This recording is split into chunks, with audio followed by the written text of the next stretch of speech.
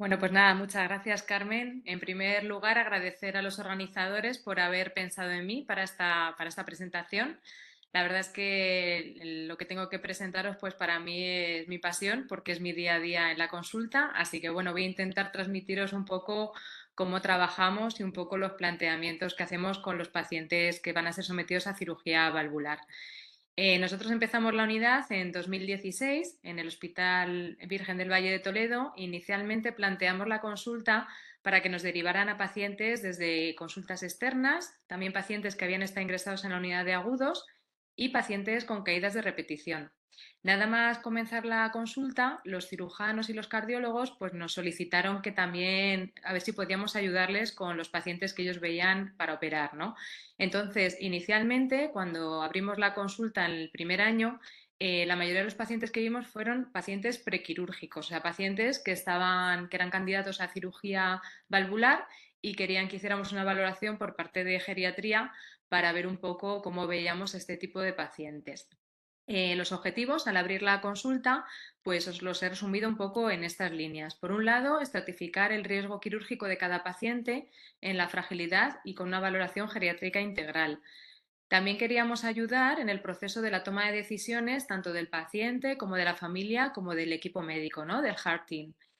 También determinar el momento óptimo para realizar la intervención, porque ya os comentaré más adelante con un caso, pues bueno, que esto es muy importante, ¿no? En nuestros pacientes, que van variando mucho según las cosas que van teniendo de ingresos, hospitalizaciones o visitas a urgencias.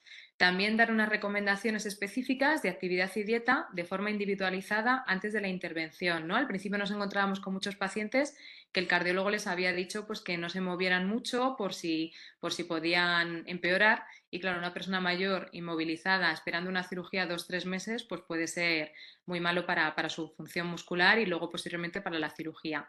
Y finalmente también queríamos evaluar la eficacia de un programa de ejercicio físico tras una intervención basado en ejercicio de fuerza, ¿no? Y ver qué repercusión tenía en la fragilidad, en la actividad, rendimiento motor, calidad de vida y comorbilidad, sobre todo en pacientes operados de cirugía de recambio valvular, cirugía abierta o bien por TAVI. ¿Cómo trabajamos en la unidad? Bueno, pues somos un equipo interdisciplinar en el que vamos evaluando al paciente de forma global.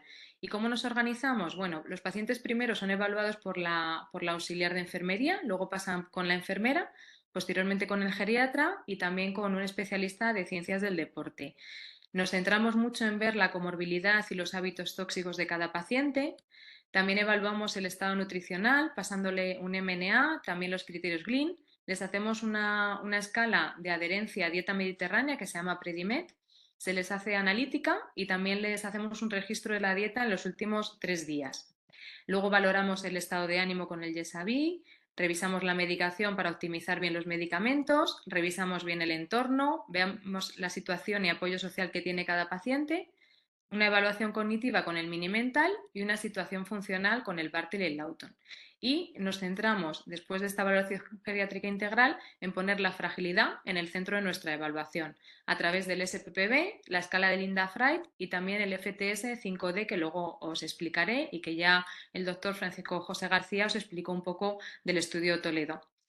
El paciente lo ponemos en el centro y hacemos pues esta evaluación. También incluimos una bioimpedancia y un electrocardiograma. El electrocardiograma es muy importante, sobre todo en los pacientes postquirúrgicos, pues para ver que no haya hecho ninguna alteración, ni ensanchamiento del QR, ni algún bloqueo, y también para ver si luego el entrenamiento es factible, ¿no? con ese electrocardiograma.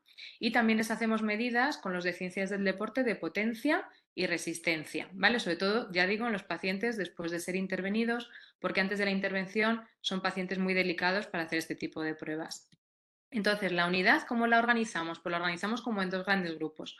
Por un lado, valoramos la estratificación del riesgo quirúrgico y por otro lado, nos planteamos una intervención terapéutica. En cuanto a la estratificación del riesgo quirúrgico, pues cuando abrimos la unidad nos dimos cuenta pues que esto es bastante complicado en nuestro tipo de pacientes, ¿no? Si hacemos revisiones, pues vemos que hay un montón de parámetros, tanto ecocardiográficos como clínicos, como parámetros biológicos o pruebas de imagen que han sido publicadas que nos pueden ayudar a estratificar el riesgo quirúrgico. Pero veíamos que había mucha crítica, pues eso, que en los pacientes mayores las escalas actuales no estaban bien evaluadas para nuestros pacientes. Por ejemplo, en este estudio pues se planteaban que las escalas más clásicas de cirugía y de anestesia, como el Euroscore 2 o el STS, pues para los pacientes candidatos a TAVI no eran las más adecuadas ni aceptables, sobre todo porque la edad tenía mucho peso en esa escala, ¿no? Entonces, este es nuestro planteamiento. ¿Qué ocurre en nuestros pacientes mayores? ¿Las escalas actuales valen o tenemos que plantearnos otras escalas? Cuando revisamos la bibliografía, pues vemos que justo por esa época estaban saliendo muchos artículos sobre fragilidad y enfermedad cardiovascular, ¿no? Tanto en insuficiencia cardíaca como otras enfermedades cardiovasculares. También salieron artículos donde la velocidad de la marcha veían que era un valor importante para predecir en los pacientes con estenosis aórtica, ver si podíamos estratificarlos a través de esta velocidad de la marcha. Y en este artículo, por ejemplo, en concreto, planteaban medir los 5 metros y ver si la velocidad de la marcha era normal o baja. Si era normal, pues al paciente le consideraban robusto y iría a una cirugía abierta. Y si el paciente tiene una velocidad de la marcha baja, pues sí que hablaban de hacer una valoración genética integral y ya dependiendo de esa estratificación, pues si era robusto, cirugía abierta, si era frágil, la alternativa de la TAVI y si era de alto riesgo, pues plantear un tratamiento conservador. Este es otro artículo muy interesante donde habla de que la velocidad de la marcha pues es crítica en ver las complicaciones después de una TAVI, ¿no?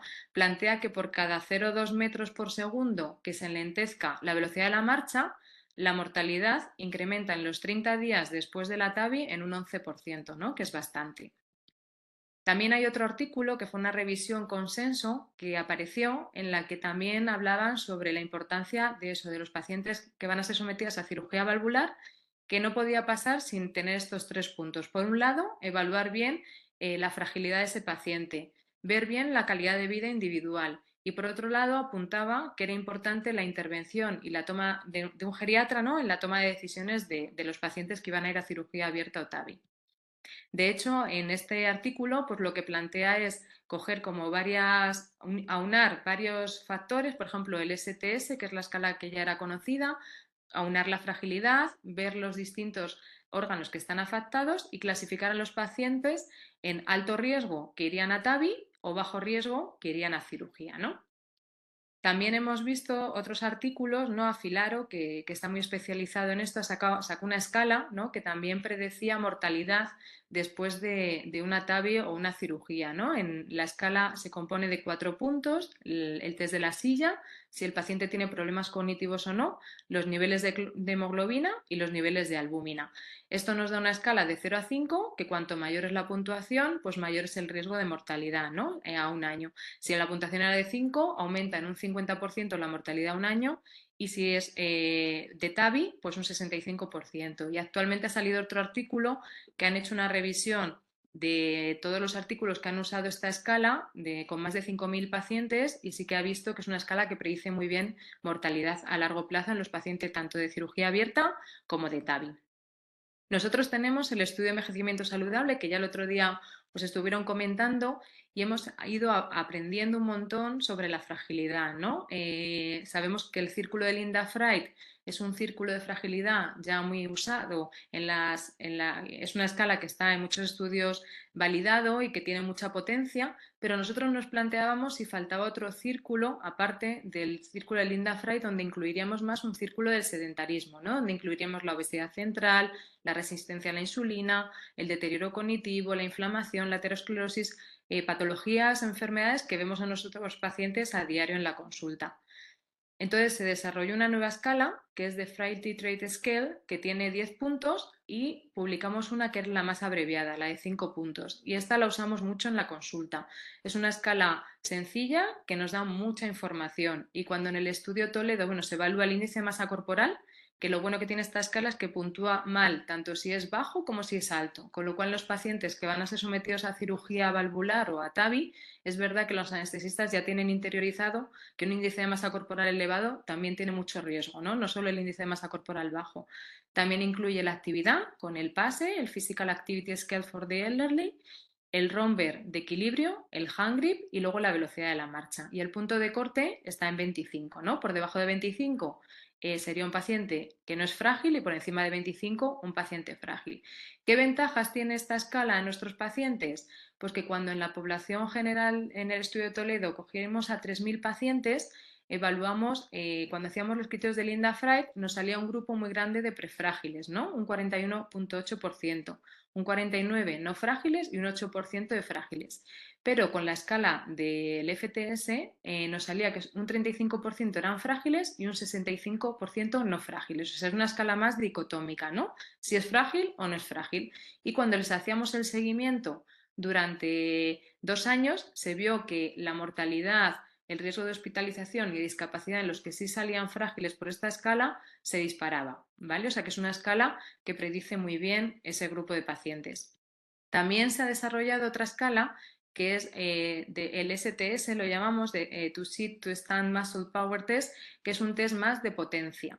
Este también lo pasamos en la consulta y nos es muy útil porque además solo necesitamos pocas variables y que además las solemos usar en la consulta. Necesitamos el peso del sujeto, la altura de la silla, la velocidad a la que se levanta 5 veces de la silla y el número de repeticiones que hace, ¿no? Y este es un test muy, muy potente que hemos publicado que se asocia a malos resultados de salud negativos, ¿no? Cuando evaluamos la población general en el estudio Toledo de Envejecimiento Saludable, vamos viendo cómo esta potencia, tanto la relativa como la alomérica como la específica, conforme vamos cumpliendo más años, esta potencia se va disminuyendo, ¿vale? Eso es lo que ocurre en la población general. Pero vemos que los que tienen en los puntos de corte el test este de potencia bajo, pues está asociado a malos resultados de salud, tanto si lo ajustamos por fragilidad, como baja velocidad de la marcha, como discapacidad y baja calidad de vida, ¿no? O sea, es un test bastante potente. Es una escala que la podéis encontrar en esta app, ¿de acuerdo? Se llama de Power Frail, la podéis descargar, o sea que la podéis tener todos accesible y es muy fácil de utilizar. Cargamos al paciente y luego elegimos si queremos hacer el test de potencia o el FTS5. Introducimos los datos que nos pide la aplicación, el peso, la altura de la silla y podemos cargar o bien el vídeo o aportar los datos, ¿de acuerdo? Y la misma aplicación nos va a dar los resultados, si tiene una potencia pobre, muy pobre o normal, y nos va a dar un algoritmo de cómo actuar, ¿de acuerdo? Y también en los sujetos frágiles nos los va a detectar con el FTS. Entonces nos sirve tanto como alerta como para seguimiento, porque es muy sensible al cambio.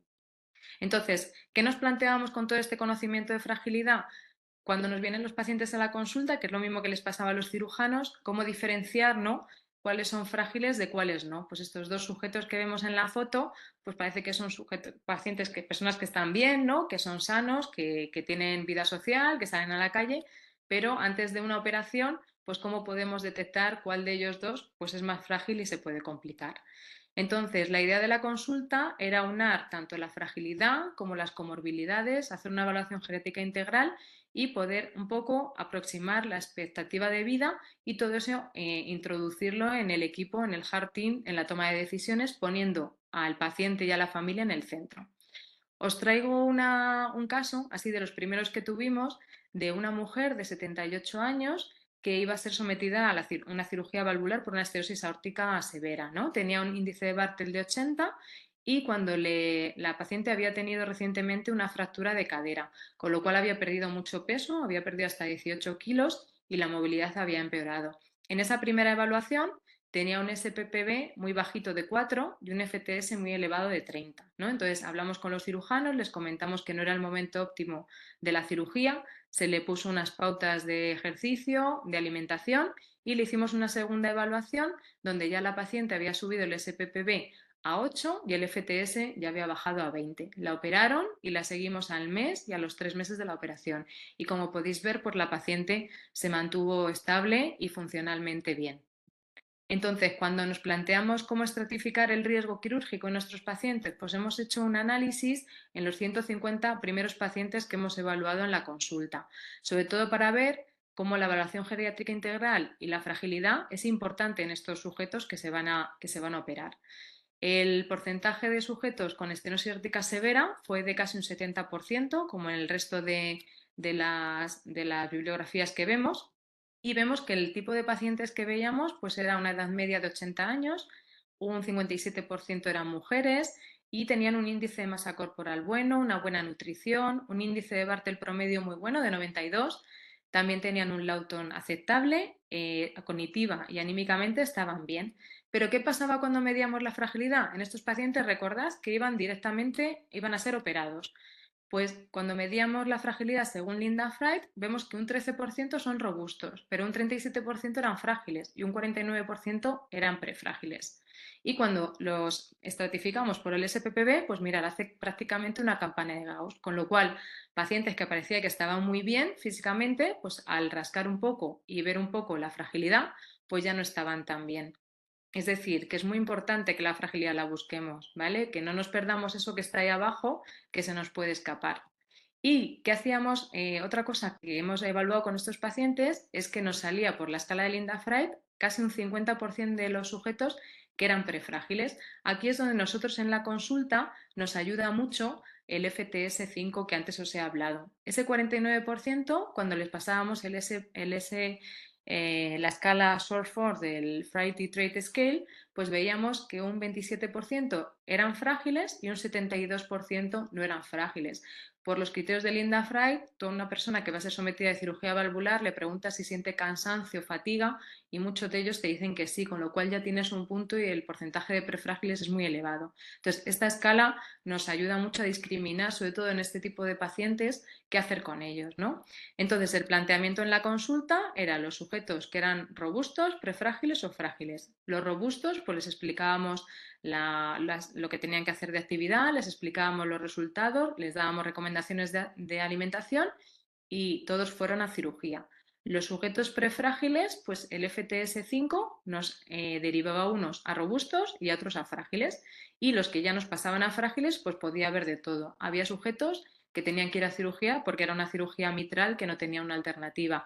Otros con estenosis aórtica severa fueron a TAVI y otros a tratamiento conservador. Y hubo un porcentaje también que tuvimos que repetir la evaluación, como la paciente que os he comentado antes, porque pensábamos que esa fragilidad era algo puntual y no estable en el tiempo y que podía mejorar.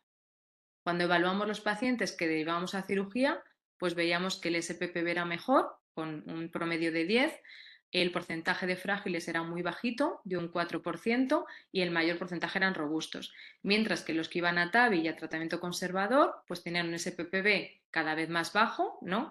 Y el porcentaje de frágiles en TAVI era del 70% y el tratamiento conservador un 68%. También vimos qué ocurría de lo que nosotros recomendábamos, ¿no? Entonces, de los pacientes que recomendamos cirugía, hasta un 87% se operaron finalmente. De los que recomendamos TAVI, un 67% se operaron y de los que recomendamos tratamiento conservador, un 62% se hizo tratamiento conservador. Es verdad que hay algunos pacientes que fallecieron antes de la intervención y también hubo pacientes que cambiaron de idea ellos mismos con toda la información que se les dio. ¿Qué es la buena noticia de todo esto? Pues que la fragilidad, como todos sabemos, es reversible y tratable, ¿no? Entonces aquí es donde empieza pues el segundo gran bloque de lo que hacemos en la consulta, ¿no? Que es la intervención terapéutica. Sabemos que el músculo es un director de las funciones metabólicas y que cuando trabajamos el músculo no estamos solo trabajando el músculo, sino que trabajamos muchos órganos, ¿no? Y muchos sistemas. Sabemos que tiene un efecto antiinflamatorio, un efecto de disminución de la resistencia a la insulina, un aumento de la acción de la leptina, un aumento de la testosterona, un efecto antioxidante, un incremento del óxido nitroso. Tiene un montón de efectos que son justamente lo contrario a la fragilidad, ¿no? Entonces, es una herramienta que tenemos ahí muy potente para trabajar con nuestros pacientes. Tenemos que aprender a prescribir ejercicio porque muchas veces no sabemos cómo prescribirlo, ¿no? Nosotros, gracias a la colaboración con la Universidad de Ciencias del Deporte, pues hemos aprendido mucho, ha habido una simbiosis muy buena y estamos aprendiendo todavía muchas cosas, ¿no? Entonces, ¿qué tipo de ejercicio hemos prescrito? Porque recordar que nuestros pacientes son pacientes recién operados de una valvulopatía y son pacientes diferentes.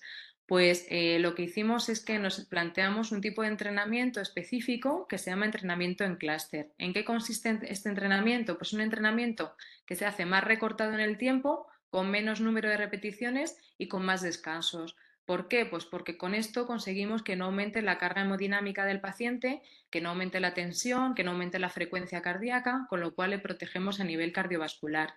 El tipo de entrenamiento solo lo hicimos en miembros inferiores, ¿de acuerdo? No lo hicimos en miembros superiores porque algunos estaban recién operados, con lo cual los miembros superiores no podían hacer los movimientos y también por lo mismo, porque el entrenamiento de solo miembros inferiores aumenta menos la carga cardiovascular.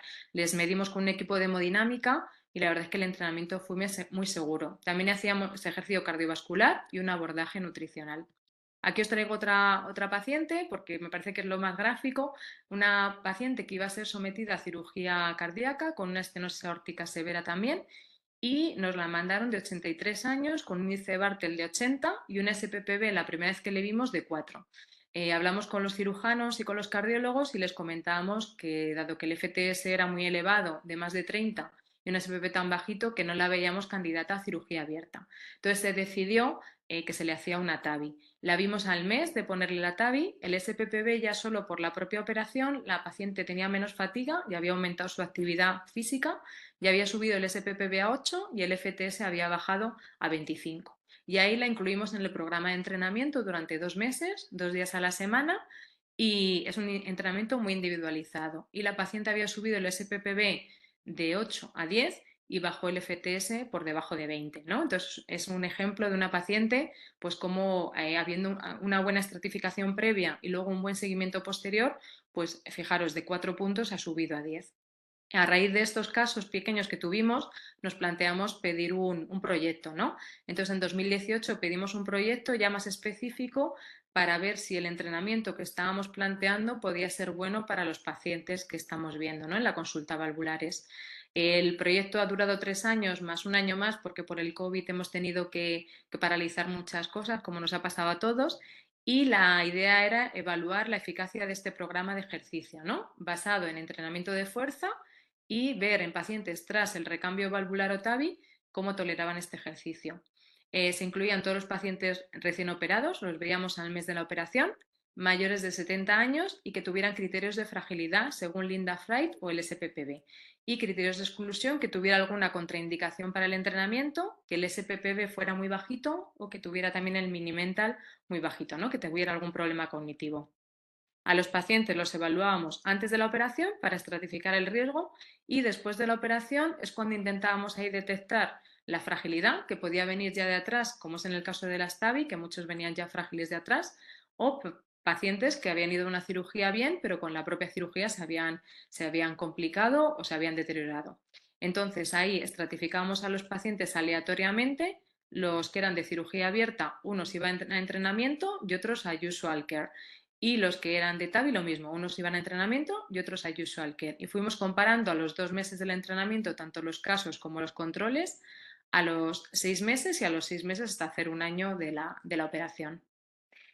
Pacientes prequirúrgicos hemos visto ya 238, pacientes tras la intervención hemos visto 85 posquirúrgicos y 89 post-TAVI.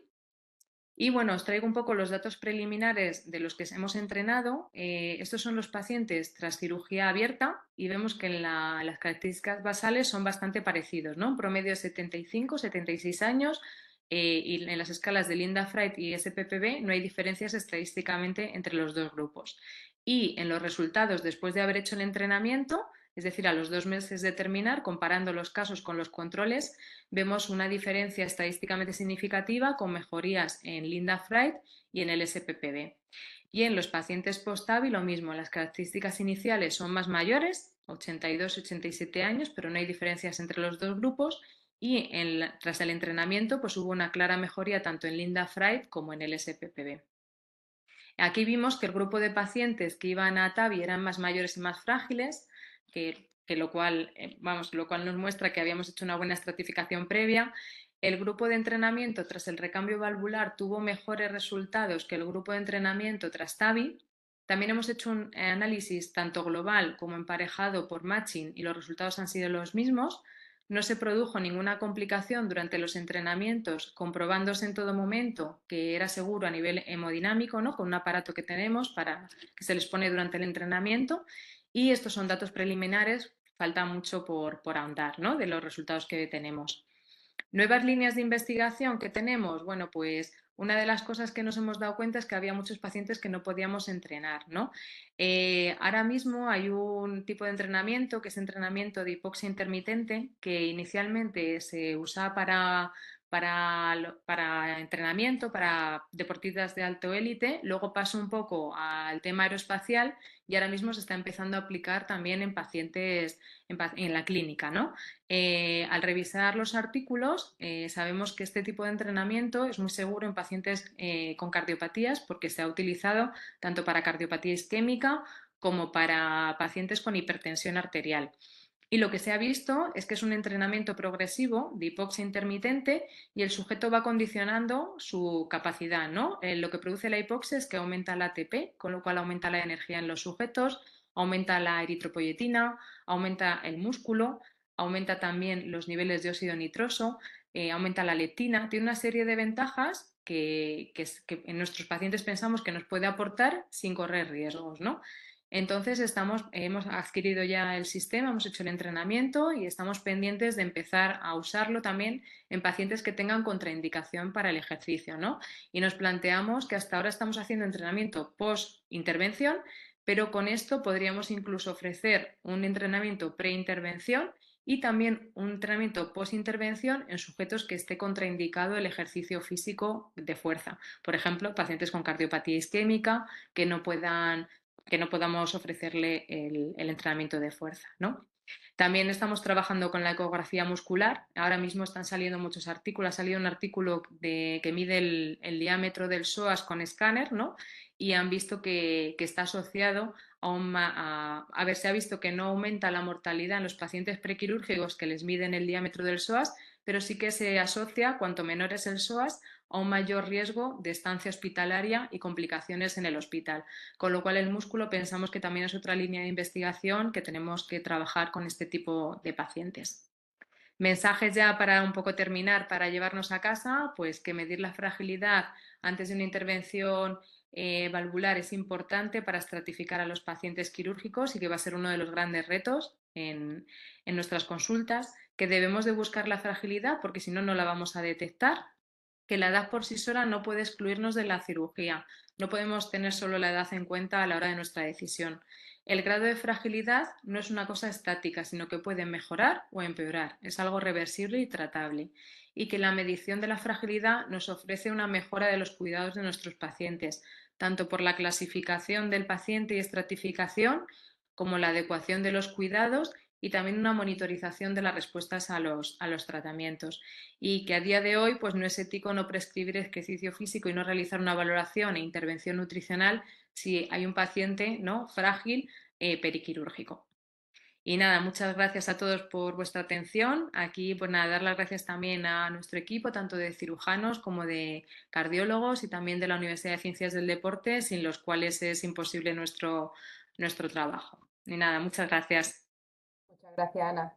Tenemos tiempo para un par de preguntas. A ver, nos pregunta una persona aquí, la app de Power Trail, ¿qué ventaja tiene en una consulta, supongo? Sí, a ver, la ventaja que tiene es que ya están metidos ahí todos los puntos de corte. Es bastante sencillo de pasar porque ya digo que simplemente hace falta el hand grip como eso y una silla para medir el test de la silla, o sea, no hace falta ninguna herramienta más. Y luego tiene las ventajas, pues como he comentado, que aparte de ser diagnóstico de fragilidad y de predecirnos mal pronóstico en ese paciente si no le hacemos una intervención, también nos sirve mucho para el seguimiento. Se puede registrar el paciente y volverte a meter en ese paciente cuantas veces quieras, ir metiendo los distintos valores para comparar. Otra ventaja que no he comentado del FTS es que tiene mucha sensibilidad al cambio. Entonces, muchas veces, incluso en sujetos que tenemos bien, que tienen un SPPB de 12, el FTS puede seguir mejorando o empeorando, ¿vale? Tenemos pacientes que a lo mejor tienen un SPPB de 12 y un FTS de 20, que no es lo mismo que 15, que 12, que 7, cuanto más baje. Entonces, nos es muy útil también para sujetos que inicialmente los vemos bien, pero que se puede seguir trabajando con ellos. Otra pregunta y ya la última. En cuanto a la esfera mental, utilizan más Mini Mental. ¿Han pensado en utilizar MOCA por la evaluación de funciones ejecutivas? Sí, también lo hemos pensado porque muchas veces en otros estudios y en otros trabajos se usa y podríamos hacer más comparativas. En España no necesitamos para usarlo ningún permiso, que yo creo que es por lo que en otros países se usa más el MOCA, pero estamos más acostumbrados a él y es el que usamos. De todas formas, siempre cuando hacemos la evaluación, eso lo hacemos para que conste pues, en todos los estudios, pero luego el geriatra que pasa la consulta hace luego un diagnóstico clínico, es decir, que luego rellenamos un documento también si decimos si nos parece un deterioro cognitivo leve, cumple criterios de demencia, o sea, no nos quedamos solo en lo que es la prueba. Nos dice la doctora Tello que podemos disponer de unos minutos más. Así que Ah, la misma persona que te ha hecho esta pregunta continuaba diciendo, ¿nos podrían ampliar un poco más sobre las recomendaciones de ejercicios de miembros inferiores para resistencia y fuerza? sí, pues a ver, para el grupo de pacientes que he dicho valvulares, lo hacemos, es complicado hacer recomendaciones generales porque es verdad que es un ejercicio que hay que hacerlo con un entrenador al lado. Mm. Porque es verdad que el clúster, la ventaja que tiene es que no aumenta la carga hemodinámica, pero es verdad que tenemos que estar cronometrando porque le dejamos hacer, por ejemplo, 3 repeticiones y descansar 3 minutos. Otras 3 repeticiones para no intentar hacer 10 seguidas y que en la última pues aumente mucho la carga hemodinámica. Luego ya en población general, que no sean valvulares, pues a ver, nosotros trabajamos tanto con Bibi Frail como con las máquinas que tenemos. Por ejemplo, los pacientes de caídas de repetición usamos más Bibi Frail, que también hacemos cálculos de los pesos con miembros inferiores, pues con lastres, ¿no? Entonces hacemos pues 30 repeticiones y si el sujeto con ese peso puede hacerlo, pues empezamos con esa carga. Y si es con las máquinas, pues habría que calcular el 1RM, que es el máximo que él puede levantar, y luego empezar a trabajar con un 30% de ese peso. Y lo que sí que es muy importante es que siempre el ejercicio sea muy progresivo. Yo mi experiencia con los sujetos frágiles es que es mejor ir de menos a más, a que empecemos muy fuerte y que el propio paciente se pueda asustar o vea que al final eso no lo puede alcanzar o se puede hacer una lesión y empezar siempre con ejercicios a poquitos y teniendo mucho sentido común del que el sujeto se encuentre cómodo, que no tenga sudoración ni palidez y que acabe de hacer las repeticiones bien. Entonces eso nos ayuda mucho también a ajustar los pesos. Alguien me ha preguntado si nos podías decir el nombre del estudio, que lo has pasado muy rápido en la diapositiva y nos han quedado con el nombre ¿De cuál? del estudio, ¿El estudio cuál? el que estáis haciendo con los pacientes cardiológicos. Ah, vale, el estudio, bueno, todavía no está publicado nada porque lo hemos terminado ahora en 2023. Entonces, todavía publicaciones no Así que no tenemos. van a Esos son encontrar los nada. resultados preliminares. O sea que no, todavía no hay Bueno, nada. Si lo va a buscar, todavía no está. En cuanto esté, pues, lo si me dice. buscan a mí, yo creo que apareceré. Ya el último comentario.